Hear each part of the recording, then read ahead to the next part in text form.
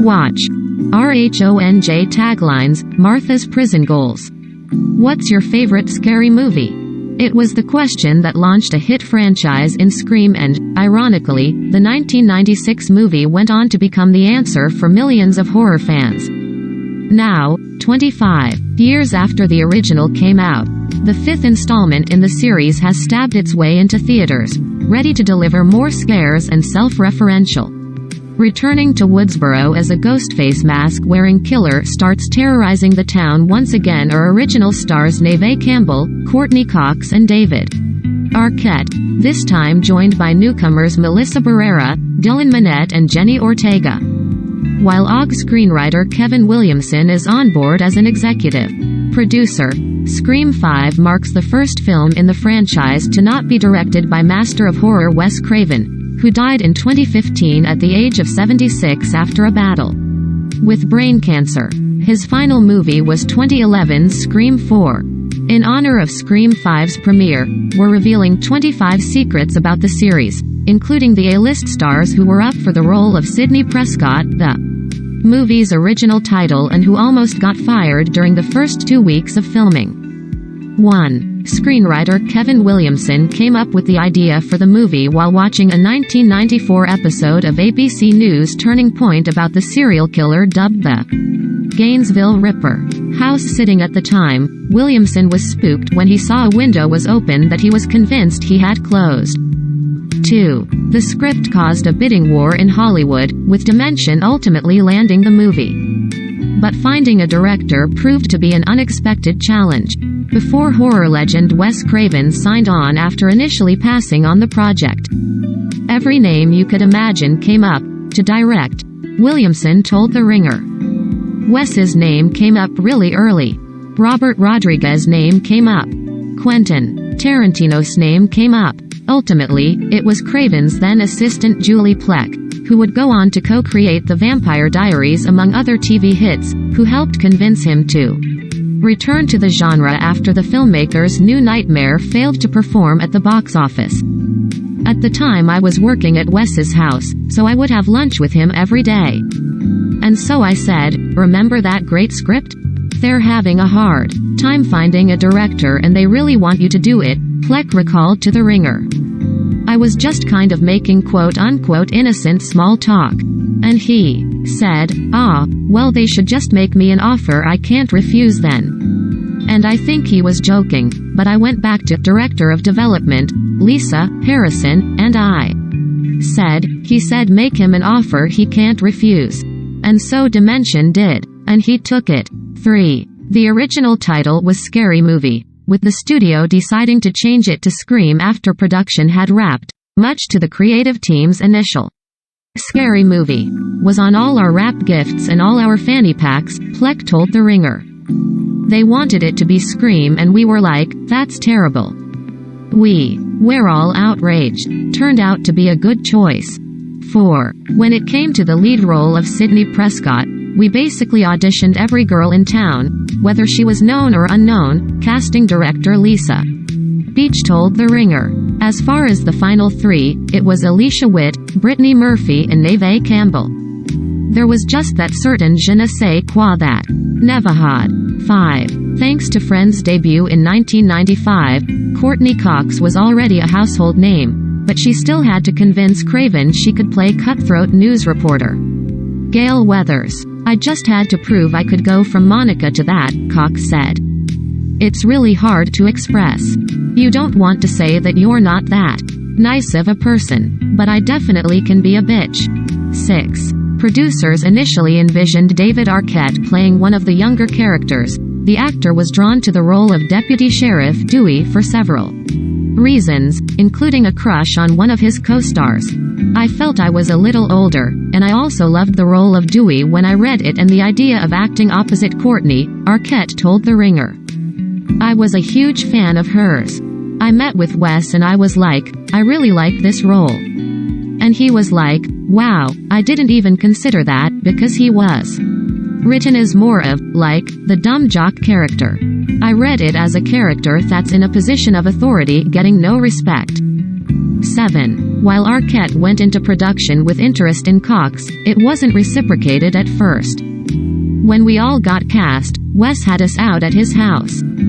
I saw Courtney and I was like, "Hey, I am playing Dewey," he recalled. And she's like, "Yeah, I heard about you," or something like that.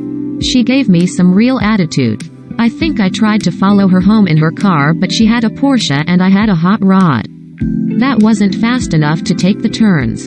I wasn't going to follow her to her house, but I was going to try to roll up to her next to a red light and be like, "Hey, I don't know what I was thinking." 8. Eventually, the pair began dating and got married in 1999, cutting their honeymoon short to begin filming Scream 3. They welcomed daughter Coco in 2004, but split up in 2010 and finalized their divorce in 2013. 9. Matthew Lillard initially auditioned for Billy Loomis, Sydney's boyfriend and, spoiler alert, one of the killers, though Skeet Ulrich ultimately landed the part. The casting director was like, "I love you, you're great, I want to bring you in for this character Stu. Can you come in a couple of hours and audition for Wes?" Lillard recalled to The Hollywood Reporter. "So I said sure, and I sat in the lobby and in my car learning my lines and auditioned 2 hours later. I think I got the part in the room, which never happens." 10. Though he went on to become one of the franchise's most beloved characters, Jamie Kennedy wasn't Dimension's first choice to play video store clerk in horror film aficionado Randy. Wes had to fight, because the studio liked Jason Lee because he was in Mallrats, Kennedy revealed to THR. They liked Seth Green, Breckin Meyer, all the guys that I would always go up against, and they're all great, but I was lucky. "I'll never forget this," Wes said. Johnny Depp didn't have any credits. Depp's first movie was 1984's A Nightmare on Elm Street. 11. Craven initially envisioned Drew Barrymore starring as Sydney, but the E.T. actress was more interested in playing Casey Becker, who gets killed off in the iconic opening scene. "I just read the script one night at my house and I just said, oh my god, there hasn't been anything like this for so long," Barrymore said in a 2011 interview with Entertainment Weekly. "I loved that it actually got tongue-in-cheeky, but it was still scary, and it was this great game that sort of described genres and revived them at the same time and redefined them all in one script. I went bananas." 12. A massive fan of Psycho, Williamson was thrilled with the casting decision. "I was happy to hear that because I always saw it as sort of the Janet Leigh opening," he told The Hollywood Reporter. "You wanted the biggest star to be in the first moment of the movie. That's why the scene is so long, because I wanted to keep Casey Becker alive just long enough where you think she's the lead of the movie and that she's going to survive this moment." 13. In order to inspire real fear in Barrymore, Craven used a story the actress had previously told him about a dog being burned by its owner. "She started crying as she was telling me this, so every time that I needed her to get over that edge into complete tears, I would just say, 'Drew, I am lighting the lighter,'" Craven revealed on the DVD commentary. "And she would just burst into tears. Not everybody would tell you a story that's so close to the heart. Drew is very much an animal lover. That allowed us to get to that place of ultimate horror."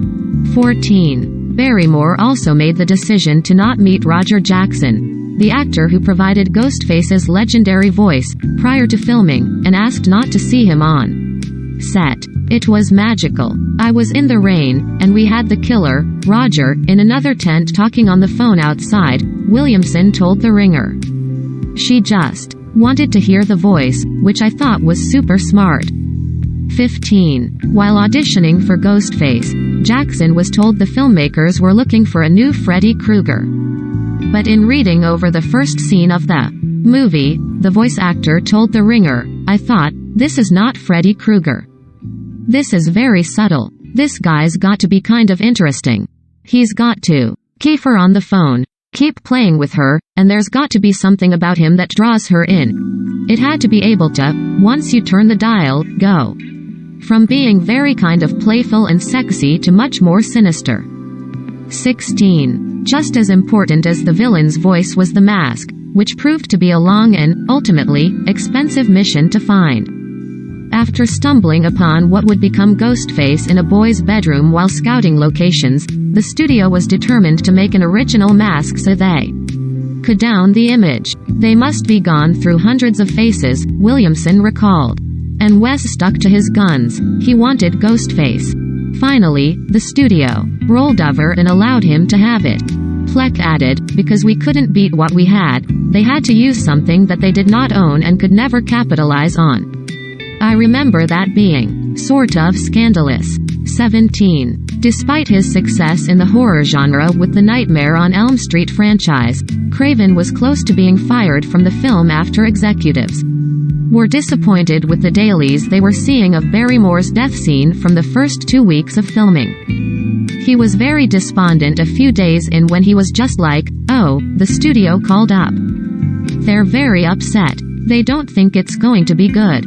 They're sending me the dailies from Nightwatch and telling me it needs to look like this," editor Patrick Lussier revealed to The Ringer.